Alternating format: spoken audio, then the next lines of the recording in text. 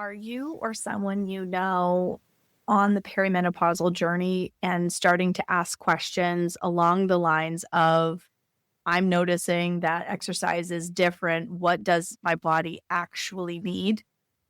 Join me this week as I sit down with Alicia Jones, who is a fitness expert in the realm of perimenopause and exercise over 50. And we talk about the menopausal belly, how to exercise with your ever changing hormones, and so much more. This is an episode you won't want to miss. Hi, I'm Adrienne Irizarry. I'm an East Asian medicine practitioner who is passionate about women's health and helping women to live their best lives. My goal is to put you in the driver's seat of your health, offering holistic solutions for a symptom-free life. Statements made in this program are for educational purposes only and not intended as a substitution for medical consultation or advice.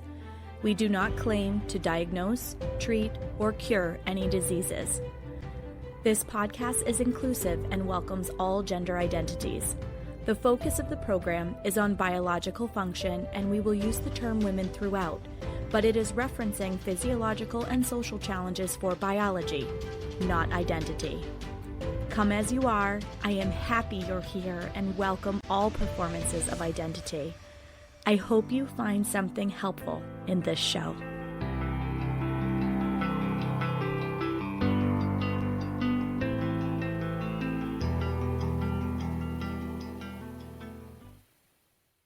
Welcome back to another episode of the Reproductive Rebel podcast. I am so excited to be joined today by Alicia Jones. She is a fitness and wellness expert for women over 50. And if you've been listening to the podcast, you know we've been talking a lot about perimenopause and menopause. So I'm so excited to have crossed paths with Alicia since this is her area of expertise. Welcome to the show, Alicia.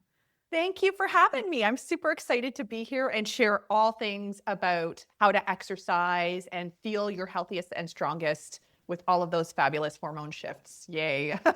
Yes, and that is something I get a ton of questions about. So now you guys see why I just had to have her on the show. So before we get started, because I have tons of things that I could ask you about because I'm wicked excited and I want to know, and I know our listeners do too, let's share with our audience just a little bit about who you are, what you do, and what brought you to the work that you're doing. Okay, well, you do know now I'm Alicia Jones. And again, thank you for having me. And since 2006, I have helped women over 50 achieve better strength, really transform their lives through health and wellness strategies, health and fitness strategies, and nutrition strategies. I have a degree in kinesiology, and I've been doing this since 2006. So it's been a long time now. I've been in a lot of publications, not to toot my own horn, but Shape Magazine, Very Well Fit, Alive Magazine, a whole bunch of different magazines. And I had a TV show on Rogers as well. And that was all about health and wellness. And yeah, so I'm really excited to be here and to talk to you about all things over 50. Awesome. Well, I was so pumped about this conversation. And anybody who listens to the show, they're like, Adrienne, you're always pumped. And it's like, yes, it's because I feel so passionately about this topic.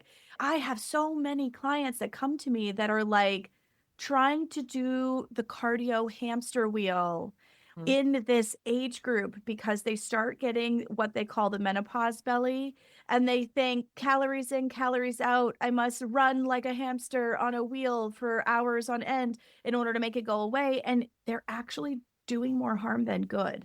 And so I was like, oh, I have an expert that can talk to people about this and not in my weather forecast Chinese medicine way that I tend to talk to people, but in a way that like really connects with a Western audience. So thank you so much for being on the show. Off camera, Alicia and I have talked pretty extensively. And I think this is going to be a multi-episode situation because we have so many things to talk about in this particular vein. But this phase of life poses some unique gifts and challenges for this age group. And it really is relearning what your body needs. Yes. And I think it's also getting rid of past normalizations, if you will. So ideas that I think many of us, we grew up, even our generation, and I'm 45, I'm not 50 yet, but I have been working with this population and specifically the science side of things and what happens. But from a growing up standpoint, I mean, I'm sure you remember all of the magazines were like thin as in, be as Yeah. thin as you can, do more cardio, do the aerobics classes. For me, it was like a Thai bow boxing with Billy Yes. something. Billy Yeah. Blanks. Billy Blanks. That was it. Yeah. And then there's the Jane Fondas and the Kathy Smiths. There's a whole bunch of cardio aerobic style that we've always been told to do, and a whole bunch of different diets that were like eat less, cut back on calories, watermelon diet, grapefruit diet, all of these different diet plans that were coming in that were all about restriction. So it's about not only as we enter into a new stage of life, understanding that the body has shifted, the formula for food and fitness has shifted, and we need to embrace that and live in harmony with our body where it is now. But it's also about letting go of those old beliefs. Like we have to starve ourselves. We have to do more and really push ourselves. If we're not feeling exhausted and starving and, really sacrificing a lot, making this weight loss or wellness journey feel hard, then we're not doing it right. Because there's ways to do things that actually feel like you're honoring your body where it is in that moment. And you can do it without feeling starving, without huff puff, intense exercise plans. You can do it feeling empowered by this new workout. And so that's what I hope people can understand today too. Oh, I love that. So you hit several really big hot buttons in all of that. Yes, I am the same vintage as you, my friend. And I remember the Tybo, Billy Blanks, and yes, I might have also really enjoyed doing those, but I was younger at that point in time. They totally do not work for my 40 something stage of life now. Well, it's But funny that you say that you liked it because I was still on like the on again, off again dieting and really using it as punishment. And I remember that Billy Blanks was like one of those videos that I got when I was barely eating. And I was like, this is what I'm going to do to work out. I got through about 10 minutes of it and I thought I was going to die. I felt lightheaded. I had to walk myself into the shower and have an incredibly cold shower. And then I did not exercise for like, I think at least a year after that. It was my off again that happened after that because it was just too intense for me at the time. That's where I started from, right? And now looking back, I could do it if I wanted to, but yeah. it's not, it's no. See, I liked it because I ended up as a kickboxing martial artist. And so like I enjoyed it as like a conditioning kind of thing. I was already training that way. So like my experience with it was a little different, but I do know what you're saying though. Like the whole Kate Moss, very thin body type was in, and I am like the antithesis of that. I am built like Broomhilda, and I have the hips and the butt and the thighs and the big boobs. And I just was like the complete opposite. And I'm grateful looking back at it that I didn't starve myself because I think it would have really gone very poorly. But I did have a lot of like mental head game around not being that ideal body type. And so fast forward to our generation now coming into perimenopause and getting started on that menopausal journey, right? Because perimenopause is the years leading up to when your period starts to turn itself off. And then once you've been 12 months with no bleed, you are officially postmenopausal. That's right. Exactly 1 year. You are the term menopause for like that 1 minute.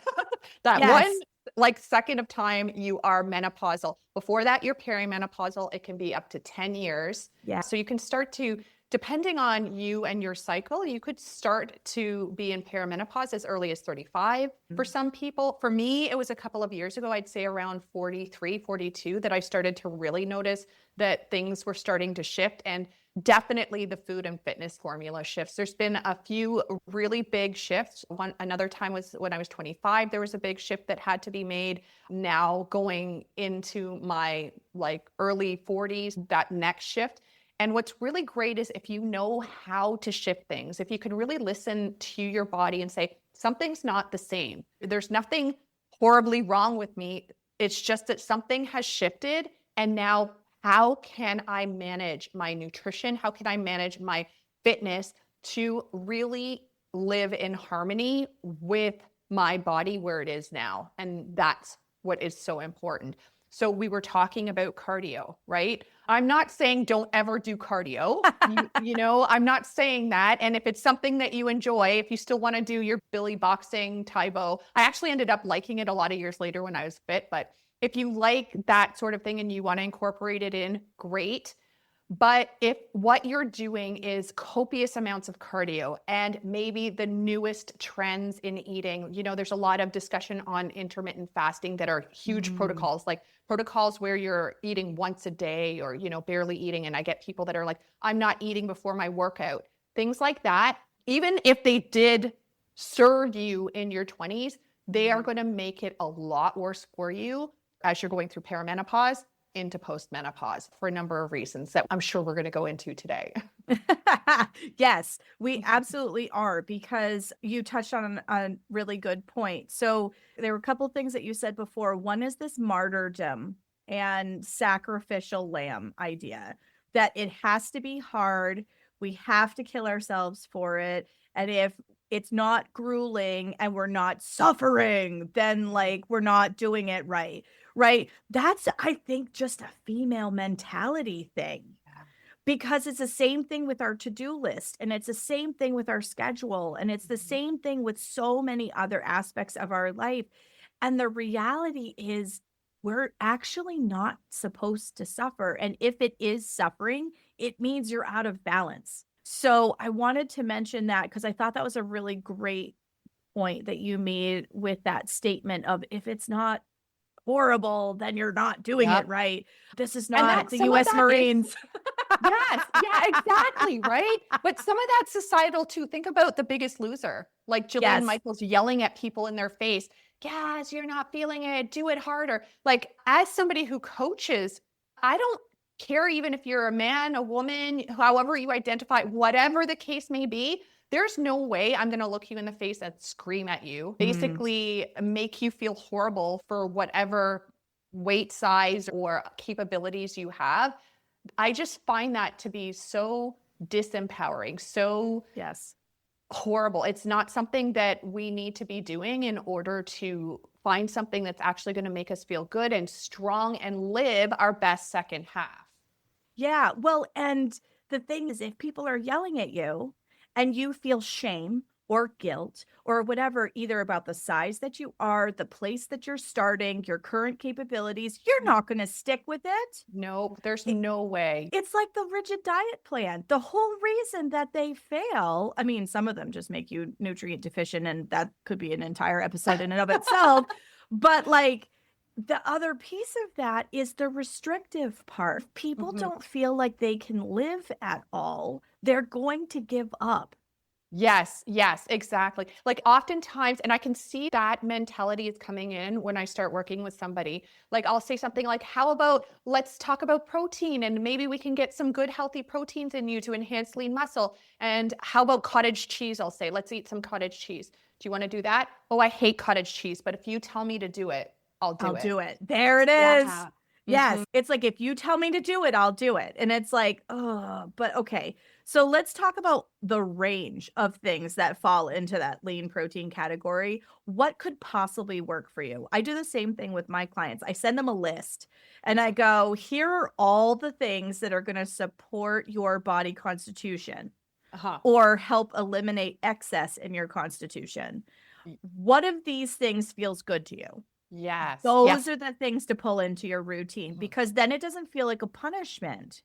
Yes, exactly. So first, let me just talk about why protein is important and why not the copious amounts of cardio is important. And you might have touched on this in other episodes, but the reason that doing copious amounts of cardio, one, this is a great form of exercise for your heart, for example, or even your serotonin and your dopamine levels in your brain to make you feel better. But doing copious amount of cardio doesn't work lean muscle the same way that strength training or weight training does.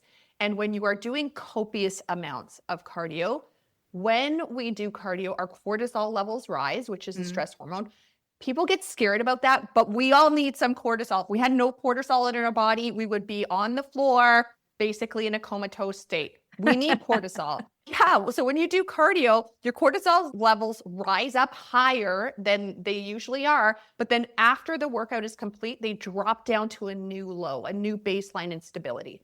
But what happens is when people are doing this cardio, especially when we are going through hormone changes, when we are really already taxed, our hormones are fluctuating during that perimenopause time. Cortisol is a major hormone affected. Our adrenals are trying to make some estrogen to help balance the estrogen, but they're also in charge of our cortisol. So it's a very taxed system at that point. So then you do this excessive amount of cardio, your cortisol levels rise, but they might not drop low. You might not sleep well. And what ends up happening is cortisol is very catabolic. It breaks down lean muscle. So if you're in this state where your cortisol is already high, then you're staying for extended lengths of time in these high cortisol levels. You're bathing in cortisol, breaking down lean muscle.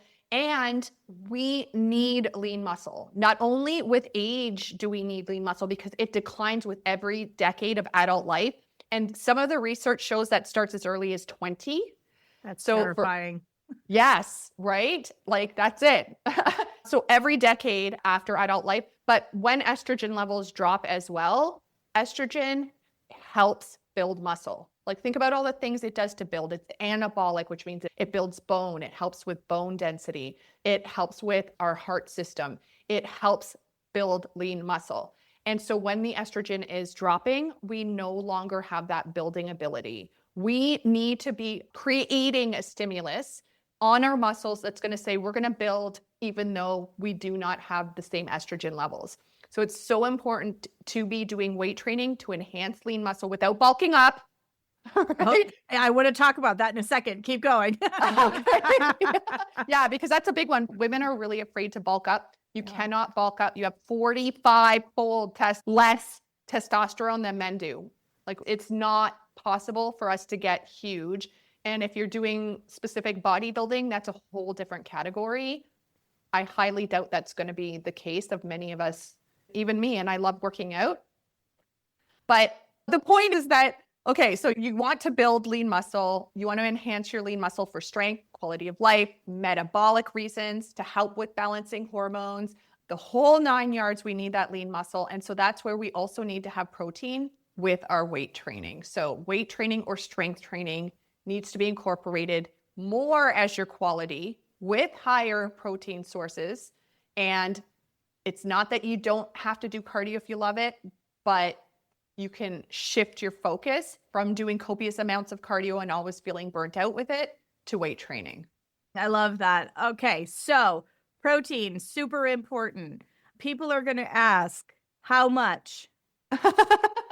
Yes. Okay. So again, it really is dependent on your age and your activity level, not to mention, well, those are the main two things, age and activity level. If you have certain hormone issues where you can have more protein or less, or if you've got certain disease like kidney disease, for example, you do have to be careful of protein content. But let's say on average for protein, you're looking at about 30 grams per meal. So anywhere from 90 grams and greater, I'd say in your day, if we're looking at a breakfast, lunch, dinner standpoint. But that's not exact. That's just a general. And again, it really depends. The more you exercise, the more during the exercise, that's when you're catabolic. When you're weight training, you are breaking down lean muscle so that after the workout is done, your body says, whoa, we have all these tears in our muscle now. She's hit us with all of this like different activity. We now need to repair ourselves to a new level of strength. And so your body's trying to take in the protein to create lean muscle and synthesize the protein, use the protein that you have. And so it's so important. The more you work out, you may need more protein.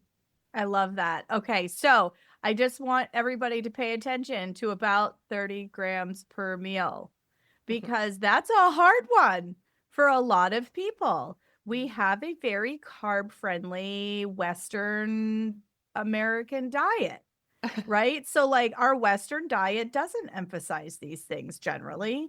And then you have some people, and again, this is kind of going into the lifestyle versus diet aspect of things, But when people are predominantly plant-based, yes, there are benefits for your longevity and the way that your body works, but you still need protein. Mm. And that is increasingly more difficult when you remove animal products from the equation. So I just want to kind of put a pin in that your target is about 90 grams a day. Mhm.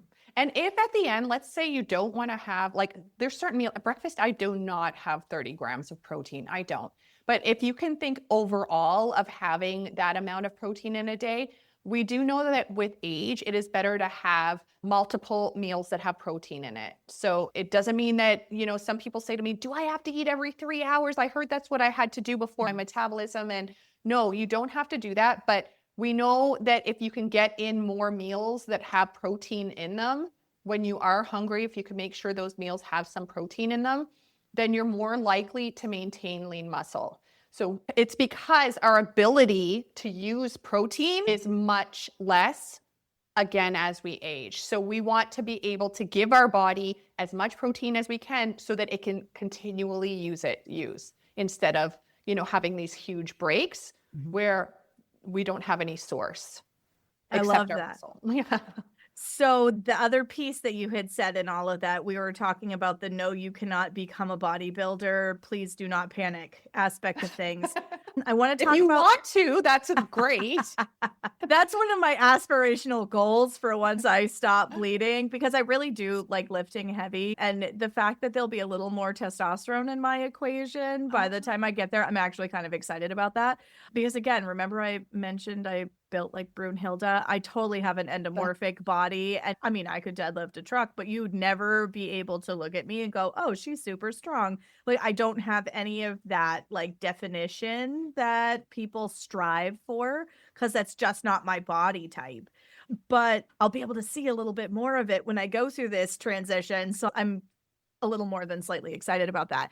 But I think that one of the biggest hurdles that I hear and see with my clients about the suggestion of weight bearing activity and weight training activity is, one, they're afraid that they are going to look like men.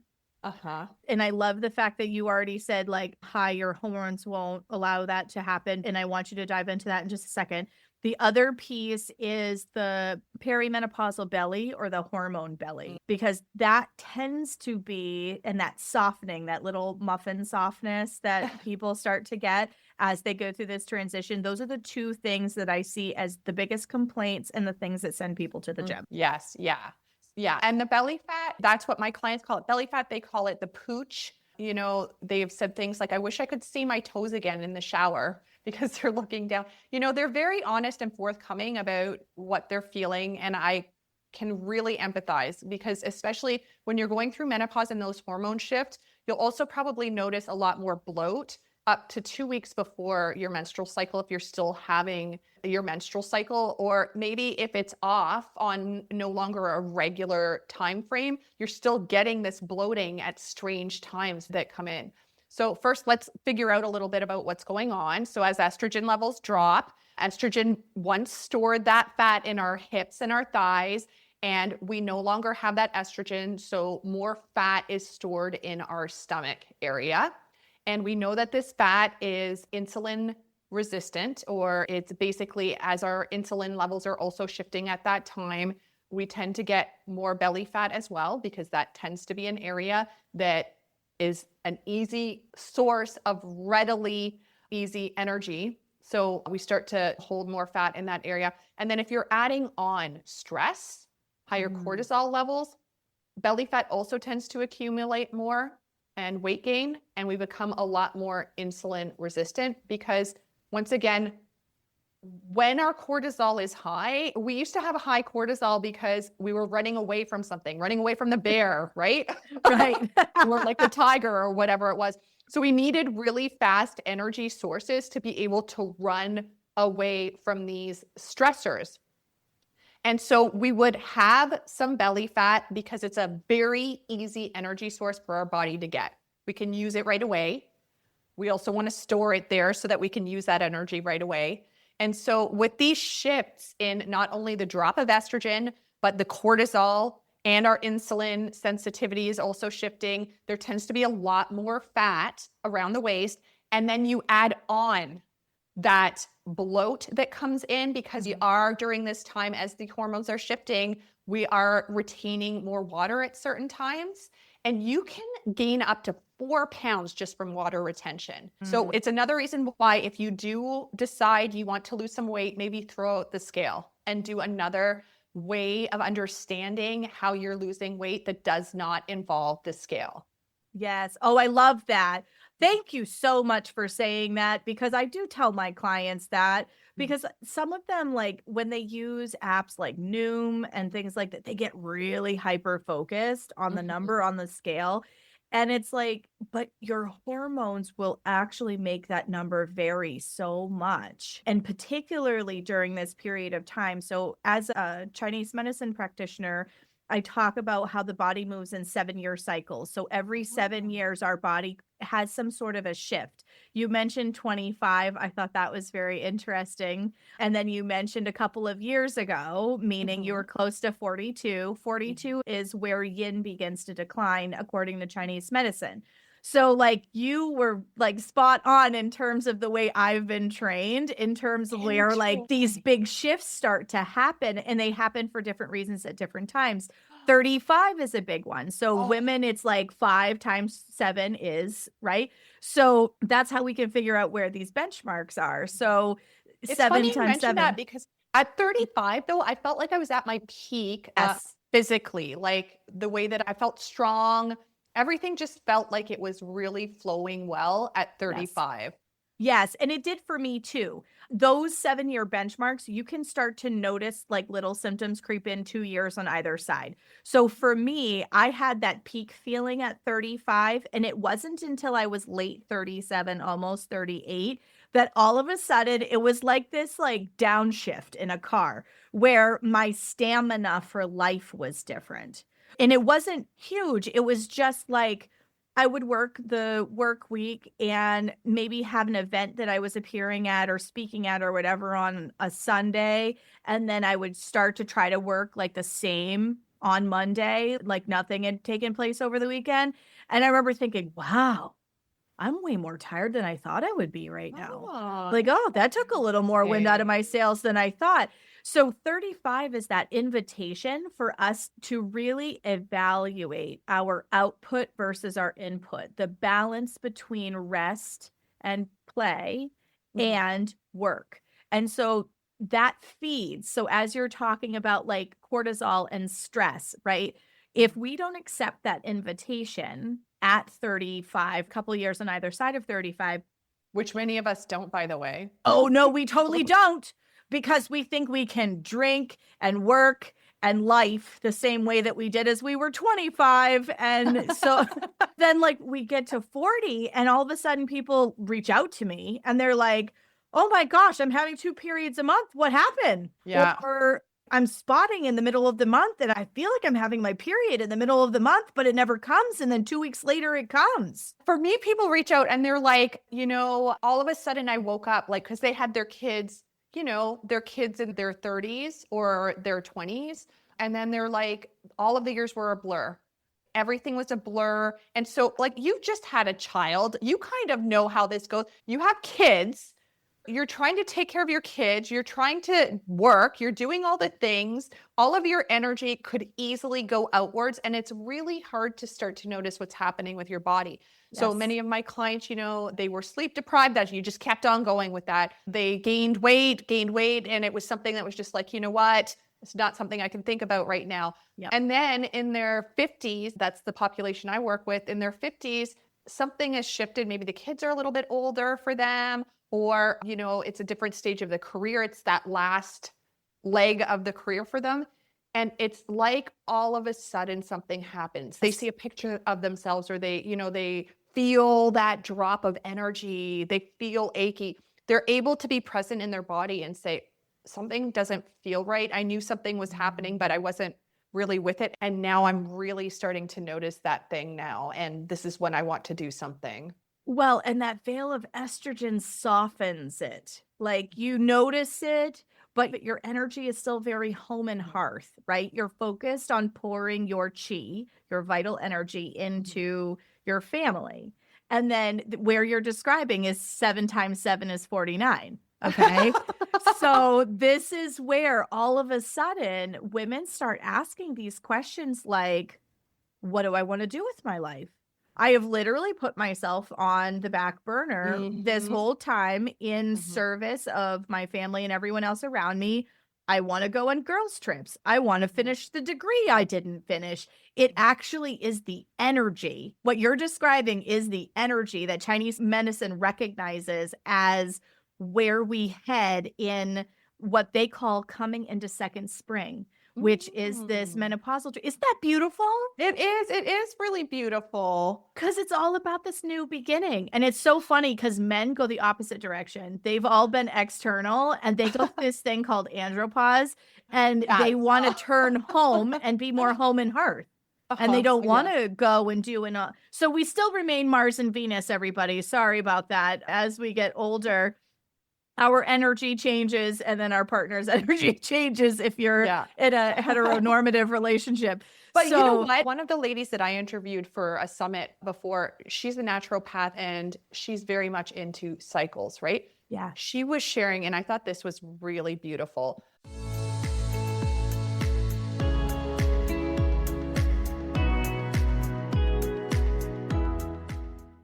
And now a break from our conversation for a partnership message. You've been told to hustle, grind, wake up early, and do more. But here's the truth: rest is the most productive thing you can do. And the right kind of rest starts with Sia Silk Sleep Mask, your new sleep sanctuary. I've tried so many sleep masks, and I thought I just had to deal with the discomfort of slipping straps and light still getting through. But then I found this one, and I'm never going back. Made of 100% mulberry silk, it's the only mask that creates total blackout with its comfortable, oversized eye cups that don't smush my lashes while feeling weightless on my face. My sleep, next level. This isn't just a sleep mask, it's an investment in your nervous system. Sia Silk is a women owned small business committed to high quality and sustainable luxury. Check out the show notes for the link to grab yours and rest like you mean it. And now, back to the show.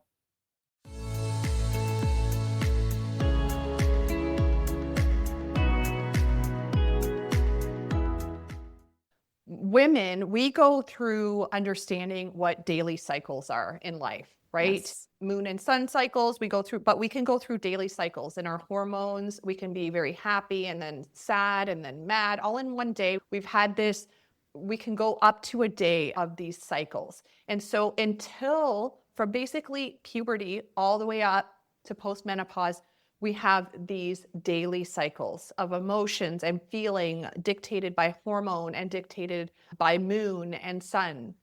But once we get into postmenopause, we actually fall into the pattern of men. Men are linear, right? Men are linear and they go through more of a cyclical monthly cycles or shifts, and their hormones are very balanced, if you will. You know, their moods aren't dictated by the moon's pull. There's none of that. It's very linear. And so women, we are the only ones that get to experience both worlds. Men can never experience that. They can only experience the linear. Even when they go through andropause, andropause is this drop in testosterone, but it's, again, many men don't even realize that's what they're going through, this shift. They're not going through these up and down cycles like women have. So as women, we've been able to experience both worlds. And I think that's wonderful. We're the only ones that get to experience that. Well, and I think it's really fascinating too, because it informs, and this is a little bit of a tangent, but it informs the communication between partners too. So women start asking questions about, well, what do I want to do with the rest of my life? This is a new beginning for me because, like you said, it's a new chapter. You're now moving through the world in a more linear way. Your energy is a little different than it was before because you don't have all of the depth of the same peaks and valleys that you had Yes. before. As that veil of estrogen lifts, you experience your world in a very different way. You are invited to let go of things that don't serve you and really step into alignment with what feels good to you in your body and so on and so forth. And that's a really beautiful thing. Men start asking questions like, is this as good as it is going to get? Because they Mhm. come face to face with their mortality. So, Mm. like, it's a very different experience for both. But in terms of hormone expression, that even keeledness can really open the door for a lot of other beautiful gifts that you can experience in these later years. And Western culture demonizes age in women. Mhm. I so admire Jamie Lee Curtis. She's fucking gorgeous. Can we just Mhm. say that? She's Yeah. been gorgeous her whole life, but I think she's even more beautiful as she steps into this phase of her life because Yeah. she is wearing the aging process, and this is just what it is. And I'm Yep. not having any body modification done. I Yeah. am getting older and that is okay. But Yeah. she's embracing it with all of this energy and realness that I think women need to see because Yeah. we've always valued youth and beauty. And there's always been this like, oh, be careful, he doesn't trade you in for a younger model. But there Yeah. is wisdom and grace and so many beautiful things that come with age. And we haven't really been taught to look at it that way. We've looked at it like the kiss of death. Well, And not only that, that we're no longer worthy. I think yes, that that's as true. women, we've been taught, if you're not young and pretty and a certain weight, then you're out to pasture. Yes. Like that's it. You're frumpy. Like I've had clients say to me, I'm a frumpy old woman now. Like nobody wants to look at Mm, me. And to hear that, it hurts my heart. Like yeah. you are valued and you're worthy. And I think this new stage where women are coming forward and, like I know Jane Fonda has had a lot of work done. She has expressed that she felt a lot of those, those pressures growing Mhm. up and from her father, like Yeah. none, like her father. And so she was saying like it took her till her 80s, but she was like, I'm not getting any work done anymore. I'm letting my hair go gray. I am embracing this. And I wish I had done that way sooner. It was just a different time when that wasn't considered to be okay to do Yeah. that.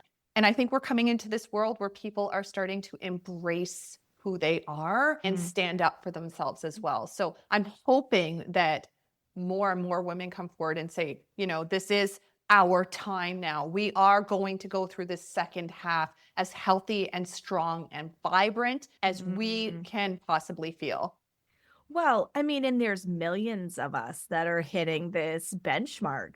So we have an incredible power right now to change that narrative. That's one of the big reasons I wanted to have you on the show. Is this show is all about changing the narrative and shaking up what we have accepted as normal and we Mhm. have normalized when it's actually not normal, it's a social construct. And it's Yes. like you can be devastatingly gorgeous at any age. And I can tell you, like, as an early 40s something, I'm already noticing what you were just saying. Your clients are like, oh, I don't turn heads anymore. Mhm. Like, I'm already noticing I'm starting to blend into the woodwork, and I'm in my early 40s, and I don't think that I look old at all, Mhm. but the energy begins to shift. And so, this kind of being able to exercise and work out, like we had talked offline about the sandwich generation. Do you want to Yes. talk a little bit about that? Because I feel like that dovetails really beautifully into this point in the conversation. Yes. So I want to make it clear that we're talking about a lot of negative things too, as in when I'm about to talk about the sandwich generation, what I'm about to say might sound a little negative, but there is a silver lining and it's a very positive thing. So what happens is that as we're entering into the second half, and I'm actually going to say from 40 on, you enter Yeah. into this second half of life, you're starting to be ready to take care of you, to put you first, to figure out how to exercise or eat and do all of the healthy things and find time for you, even if it's 10 minutes. But it's also a time when our parents are aging. And so we start to take care of them. And for a lot of the parents, they're ill. Like they have to go into homes. As the kids now, we are the ones taking care of them. We have to step up as if we were the parents, doing all of the financial, figuring out what if they have Alzheimer's, they have to have their financial shifted over, go into a home, perhaps have them at the home. You're taking care of them. They might have had a fall. They could be fully dependent on you.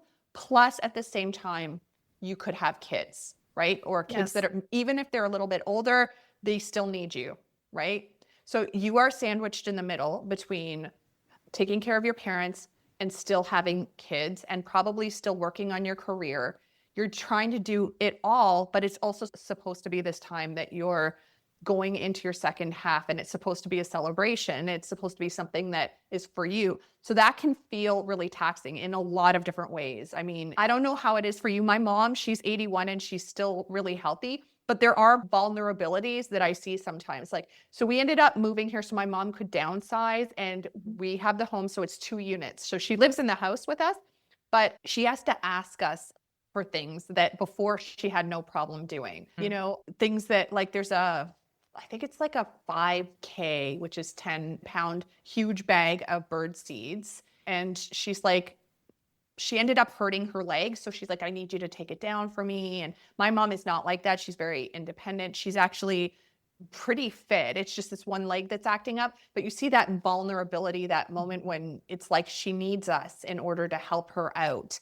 And almost as though, and maybe maybe there's this Chinese medicine shift you could talk about too, but basically she starts to revert in some psychological ways as if she was a child. Like my mom is a retired therapist, and anytime I had a problem, I would go to her and there would be this rationale and this discussion and this logical understanding of point A to point B. Like, why don't you try doing this? And, oh, I'm sorry you're feeling that way. And it's almost as though sometimes now, like, I'll say, oh, this is how I'm feeling.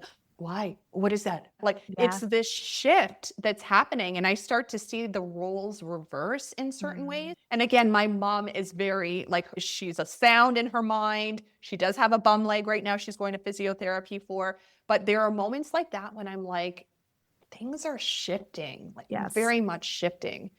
And then if you've got kids on top of that, you're also dealing basically with 2 types of different caregiving roles. And that puts a lot of stress on the body. It's very overwhelming. And then you're supposed to take care of you as well. So it kind of puts that on a back burner, or it has to be that it's again, it's all about the quality. What can you do in 10 minutes? What can you do to help you feel stronger, take care of you while you're also dealing with these things, so that you are still able to take care of them and do what you need to do and be strong enough and energized enough and not get lost as this is going on. I love that. Yeah, it's totally a shift. I remember my mom talking about that with my grandmother when she started seeing more, and that's exactly how she worded it too, more childlike behavior. Not that I mean, and my grandmother was sound mind right close to the end. She passed away in her 90s, but like it was the same idea that the way she responded to certain things shifted and was Mhm. different.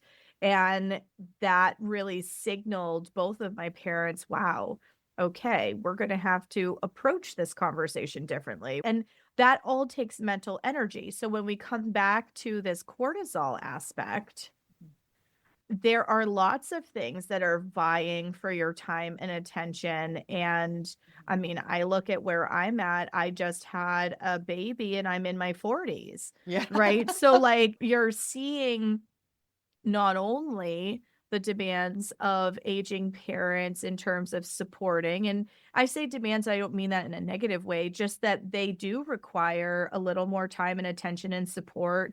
And I've seen a little bit of this starting to shift with my own parents. So I know that it's coming at the same time that I'm going to have a toddler running around in my house. And so, like, there's a lot of people who are finding this collision right now, and that does create additional cortisol. So, like, Mhm. when we're going through perimenopause, it's a little bit like going through puberty, right? Your body's coming online with all of the hormones in Mhm. order to be a cycling body. Well, now we're coming offline and our hormones are shifting. We're equally as emotionally sensitive. Mhm. We're equally as sensitive to stress. And it's just, I think it's kind of rude that Mother Nature puts teenagers and perimenopausal women together in the same home because it's like a ticking time bomb for Oh everybody to my be frustrated. gosh. And I'm like living all of those stages simultaneously right now in my own home. So like I can really empathize where people find themselves in this continuum, and being able to exercise efficiently is the word that I'm Mhm. gonna use, because it's like what you had said, the point that you had made about, like, what can I do in 10 minutes? Yes. So, what kinds of weight training do you feel are most supportive for women that find themselves in this age and stage of life? And what can be done with more limited time to be able to support the end goal health wise so that they can rise to the social and situational challenges that they're starting to find with all of the things that they're managing? Yes. Okay. So first, give yourself grace, right? Which is a hard one It because you're trying is. to do all the things and take care of all the people. And next, we talked about weight training. I would definitely start there because you can do weight bearing exercises. So, strength training exercises that don't require any equipment at all. And you can do a few of those exercises, hit as much muscle as possible, and it can take you less than 10 minutes to do. So if you're doing a squat, you sit down and you stand up and you do that 15 times. Anytime you're about to get up and do something, you can get in a few sets throughout your day if that's where you're starting and you've hit your entire muscle in your body. Like basically from head to toe, your legs are going to be working, your core muscles, your stomach muscles have to be working, your back. You have to have good postural muscles to get into that position. You're working all the muscles. So I do something like that, and I do something like a plank, which is basically, you might have seen it. It looks like you look like a table. You're on your forearms or on your hands. For my over 50 clients, majority of times, no matter where they are, I'll get them on their forearms because there's a lot, especially if they've been using the computer, a lot of wrist issues. They feel it in the wrists a lot and the shoulders. So let's take those out. But if you're just getting started, you can elevate your body. So you can elevate yourself on a desk or on, a cabinet or something like that. So you're higher up. So the exercise is easier. And then as you get stronger, you can go down to the ground and make it feel easy, yet hard, yet doable, if you will. Like, so basically you want to feel like you've done a little something, but you can still go on with the rest of your day. And you want to make sure that the next day you wake up and you're not so sore that you can't do your activities that you need to do for the rest of the day. That's how I would start with somebody who is really struggling with time.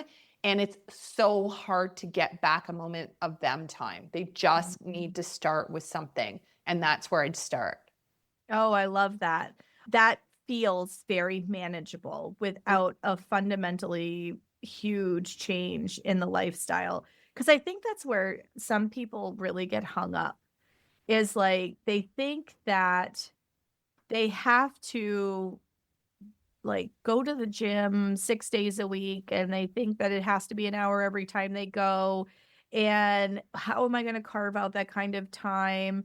I already have all of these other things that are on my plate, and I already feel overtapped and stressed and all of this. And the thing is, like, being able to build in squats when you get up from a chair, like, think how many times you get up and down out of a chair during the day. Like, Mhm. that's manageable. Yes. Yeah. And that's what I always tell people. I say, because people will come to me, we talked a lot about what happens, those myths that people think. So they'll come to me, they'll say, I want to get fit, I want to get healthy, maybe I want to lose weight, if that's a part of what you would like to do for your health. And they say, I want to do something every day. All the more power to you if you have that time. But I really feel like you're setting yourself up for failure. Yeah, You it's know, not sustainable. it's not sustainable. And what ends up happening is one of the days gets missed. You start to feel a bit guilty about it, but you're like, okay, I'll do it tomorrow. That next day also gets missed. Oh, okay, I'll do it the next day. You feel really guilty because you missed those other 2 days. Oh, should I start from the beginning again? Should I go all the way back to where I was? And then it kind of starts, you do it, and then it's these days again. So it's this horrible feeling of guilt or shame because you weren't able to do it. And at the same time, you're like, oh, now I've lost everything I've done. It's a whole pile of negative emotions. The reason that I love strength training or weight training so much is because 2 to 3 days a week, when you begin, that's all you need. And if we talked about doing those 2 exercises 2 to 3 days a week, that's probably less than 20 minutes in a week. Like you can find 20 minutes in a week, right? That's like, if you were to break that down to, just doing it 2 times, that's 2 10-minute sessions and you're done for the week. And if you do more because you enjoy your walk, or if you are more active and you do enjoy a run or something like that, great. But you don't have to. Start off with the lowest hanging fruit. And once you've mastered that, you can move up. I love that. Oh, you mentioned walking. I get a lot of questions around how many steps should I be walking and how long? Because, we're human Tamagotchis at this point, and we have all of the fitness trackers and Aura rings and all this other stuff in order to track all of our biofeedback. What should people be striving for during this phase of life that doesn't upset the cortisol apple cart? Because again, we've talked about all of these stressors that are affecting our cortisol level. So we want exercise to help with the variability in that cortisol expression rather than just be another layer on top of the stress cake, because that's only going to fuel that cortisol belly part.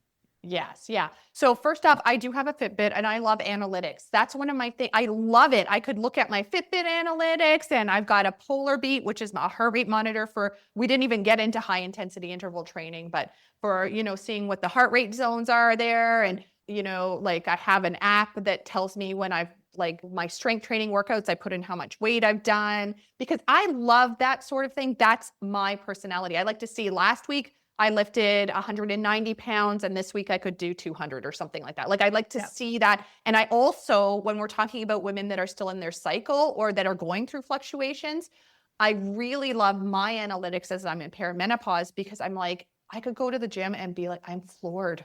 It feels like the energy is draining out of my muscle, even if I slept well. So then I like to make notes of that. I'm like, what's going on? And then it could be a week later, even if not scheduled, my period comes. Yes. It's my hormones telling me that something's different and I need to shift what my workout is. So I'm starting to see these structures and patterns. And even when we're going through times when things are more chaotic in the structure and pattern, we can still kind of see how at certain times maybe we felt that our muscles weren't working properly, or we're more fatigued, or feeling more bloated. So I like to have that. I like to write it down. I like to have a log, and I like to see what those patterns are. And for me, I can step outside of any emotion that comes with it. So it's not like, oh, what's wrong with me? Why do I feel so tired? What is the problem with me? And I could say, oh, it's this time of the month. Well, yeah, okay. I bet you at this point I'm going to get my period at this time, or, oh, I didn't get it last time at this time. But, so it gives me some guidelines, no longer attach emotion to what I'm doing.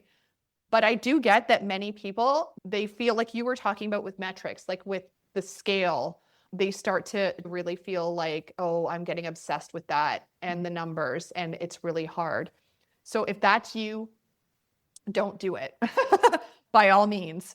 The reason that I like the Fitbits is, for me, it's also validating those very busy women, because what ends up happening is I get a client that maybe I see at 9 in the morning, and she's like, I'm so tired. I don't know what's going on. I feel like I should be able to do this workout. I haven't done anything all day. I'm like, can you tell me what your Fitbit steps are? And she's like, oh yeah, I've already done 10,000. It's 9 in the morning and you've done 10,000 steps. And now you want to do a full workout. That's why you're exhausted. Cut yourself a break. You're overdoing it. And so I like having that sort of analytics. But if your only goal is to hit 5,000 steps a day, or 10,000 is what the standard would be, all in all, it's not really going to do much for you. It's active movement, which is great. You don't just want to be lying on the couch, but it's not going to help with your VO2 max system, which is your lung capacity. It's not going to help balancing the insulin levels or the hormone insulin that much, like as if you were to do a short bout of high intensity exercise. Like when I do a high intensity exercise and I decide what I'm going to do with that, and this is me, is run really fast and go all out for my high intensity interval training, that the whole session lasts about 10 or 15 minutes. That's it. I look at my Fitbit and it's like 2,000 steps. I just did something in that time frame that gave me more of a hormonal balancing benefit for blood sugar and for overall like dopamine and serotonin level, like feeling outside of the brain fog, getting energized, getting clear and sharp, and also really helping to burn some of the fat that accumulates with that belly fat that we talked about. And that won't register on my Fitbit as barely doing anything. When I do strength training, I could do a full strength training workout that when you have enhanced lean muscle, when I'm sitting here with you, I'm burning more fat. I have created a better quality of life. I've enhanced my bone density. I've done so much more. And my Fitbit will say I'm at 1,000 steps, maybe from a full workout. So in that respect, we can't use it as a be all and end all way of exercising. Like we have to hit this exact certain number or we haven't done anything, because the things that you do that are the best quality are probably not going to register as steps. I love that. I love that. Okay, so that dovetails beautifully into how would you support somebody to get started? Because I tend to get questions like, how many days a week should I be doing this? How many steps should I be getting? Do I have to get rid of cardio entirely? Or, and when they say cardio, I find that the trend is steady state, meaning for people who aren't familiar with that term, they're talking about like you're consistent running at the same pace, or they're like the activity that they're choosing to do keeps them at this elevated rate, but it's like the same the whole way through. They're not trying to punctuate which is the high interval training that Alicia is talking about. Yes. So if you had to like just give a ballpark, and I know this all ends up being very specific to people's health conditions, but I just want to kind of put a frame around in people's brains, because we're talking about like thinking about exercise in a new way. And obviously I would highly recommend you reach out to Alicia, because she can give you a very in-depth, nuanced look at your personal circumstances. As an Eastern medicine practitioner, I do not believe one size fits all for anybody. That me neither. No. But I feel like just to take some of that veil of overwhelm off of it. Yeah. If you were to like just broad strokes, like this would be a really healthy balance. 2 days doing this, a couple of days doing this, a week kind of thing. What would you tell somebody? Okay. So the first thing, let's first get into this. If right now you're doing nothing and you're listening to this, you're just starting. And I mean, you're not doing any aerobics. You're worried, oh my gosh, if I do aerobics now, I'm going to gain more weight or feel more worse, or my hormones are going to be off. Or if you're not weight training at all, that's where you are. You are starting from the beginning. When you are starting from the beginning, you are at the best place to be, because any change you make to your physical activity is going to make a difference. So if you are really stressing, like, oh, I really want to go for a walk, go for the walk. If you want to lift some weights, you need to have a stimulus that feels hard yet doable. Start at a higher number of repetitions, like 15 repetitions, and do it like we talked about 2 times to 3 times a week. And that's it. So I always like to start with people, do 2 to 3 times a week of weight training. And only if on your off weight training days, you want to walk, you want to do your steady state Zumba or Aquafit or, run or whatever else it may be, go ahead and do it. But you don't have to. Start with the lowest hanging fruit. And then once you've done that, if you're like, I have done my 2 to 3 days a week of weight training, that's feeling really good now, I've decided I want to go for walks because I really love that. The question is, can you pick 2 other days that you can maybe during your walks find a hill that turns it into HIIT? So you're going to go up that hill a little bit faster and your heart rate, you're going to feel out of breath, or stairs. You can go upstairs. If your knees are bad, Maybe you don't do that. Maybe when you're lifting weights, you can pick up the pace a tiny bit with lighter weights for just a quick, not your full weight training workout. It's a different thing, but just something to get your heart rate up a little bit higher for 2 other days. That's what I would do next. I like that. That feels manageable, right? And the time that you're investing in this, especially in this stage of life, Mhm. is literally an investment in your future health and longevity. Yes. So, because this is where that like guilt, shame, martyr mentality comes in. Mm. I have this whole list of things to do. How could I possibly put myself on the priority list? But here's the thing, if you want to be able to show up for all of the things and all of the people and all of the situations that are currently demanding so much of your time, how can you do that when your health begins to decline? You Yes. can't. Health is wealth, right? Yes, it So is. Yep. these little investments of 20 minutes, a little bit of weight bearing activity, all of these kinds of things is literally pouring into the bank Mhm. and your savings, right? You're padding Yeah. your savings account for when you need to be able to do all the rest of the things. And I think we need to unmask the shame. And what I mean is we need to call it out for what it is. So, Brene Brown, I love Brene Brown. One of the things that she says that really resonates is shame cannot live when spoken, and it cannot live when met with empathy. And so if you are feeling ashamed because you missed that workout, because you ate 2 pieces of birthday cake, because you didn't do your strength training that day, then find somebody you can confide in and tell them that's how you feel. And I really hope that it's somebody that, like us, that meets you with empathy, because it's not your fault that you missed that day. It is a part of life. There's no shame in that.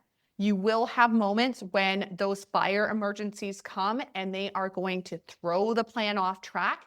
You get back up after that emergency is done, and the next time you can, you work it out again. And if you go on a vacation, you do not need to, pack your weights with you, or make sure. I get so many people that are like, I'm going to do my workouts every day that I'm gone. And I'm like, okay, but if you don't, I hope that you relax. You get that nap in the afternoon that you've been dying to have. You get that vitamin D with the sun that you wanted, and you can just enjoy and activate that parasympathetic system. No, I'm going to work out. I'm going to do the thing. That's what they say. And then they come back and they're like, I feel guilty. I didn't do the workout. Don't feel guilty. I'm glad you told me that, but hopefully me meeting you with empathy and saying, that's okay. That's a part of the journey.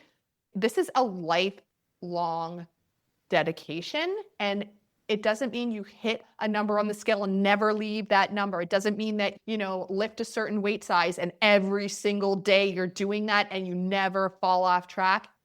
Not one person that I know of, at least that's got a balance to their life, that has days where they don't go on vacation and not exercise or eat the cake or have emergencies that come up and the plan fails.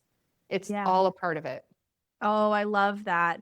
I think that dovetails really beautifully into, if people want that kind of empathetic, supportive approach in their exercise journey, whether it's just beginning or you've been an avid active person, but now you're starting to see that the demands of your body are different.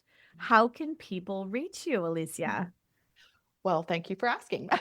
One of the best ways, we talked about how are you supposed to eat and exercise as you shift with age.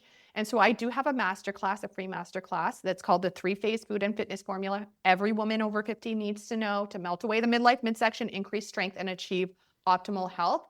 And what I really talk about isn't only how to eat and exercise, but it's how to blend it to you and your lifestyle so that you do feel empowered to find this healthy journey, this strength journey for life. It's a lifelong thing. So I'll give you the link to the masterclass, or you could go to aliciajoneshealthyliving.com is my website, and YouTube. I'm on there. There's beginner workouts, intermediate stuff. We talk about hormone shifts. We talk about, if you've got brain fog, body aches, belly fat, the whole 9 yards. So you can go to YouTube and it's all there. Awesome. Wonderful. Well, as you could tell, I have tons of questions based on things that clients bring to me on a regular basis. Thank you so much for joining us today, Alicia. We're definitely going to have to do this again because I already have so many questions that I could continue to ask you and pick your expert brain because this is becoming a really hot topic because there are so many women that are stepping into this phase of life and going, wow, my body doesn't do what it used to do, or it doesn't feel the same as it used to. Now what? Yes, we're feeling validated because it Mhm. used to be that we'd go to the doctor, say, I'm feeling exhausted or I don't feel as strong. Oh, it's just a part of aging, the doctors would say. It's just a part of getting older. They still Suck say it up. that. It's just a part of getting older, suck it up. That's it. But now, like, we have this menopause revolution. It's excellent. We're starting to learn how our hormones, how we need to honor those hormone shifts and what is going on with our body and how to live in harmony with our body. And thank goodness that is being spoken now.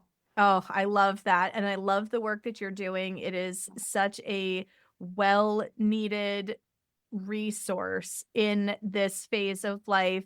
I will have all of Alicia's information in the show notes. So please check out her free masterclass, check out all of her beautiful offerings, and we will absolutely be doing a part 2. So stay tuned for our next conversation. Thank you again so much, Alicia, for joining us on the show. Thanks for having me. I had a blast. Thank you for joining me for another episode of Reproductive Rebel. Reproductive Rebel is recorded by certified peri-steam hydrotherapist and acutonics practitioner, herbalist, and Chinese nutritional therapist Adrienne Irizarry of Moon Essence LLC.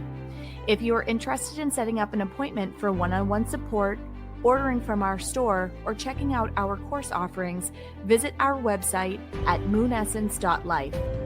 Be sure to subscribe to our newsletter and get insider information on upcoming events and offerings. Join the conversation. Like and follow us at Moon Essence Me on Instagram, Facebook, or LinkedIn. Your voices make this program possible. Thank you all for your continued support.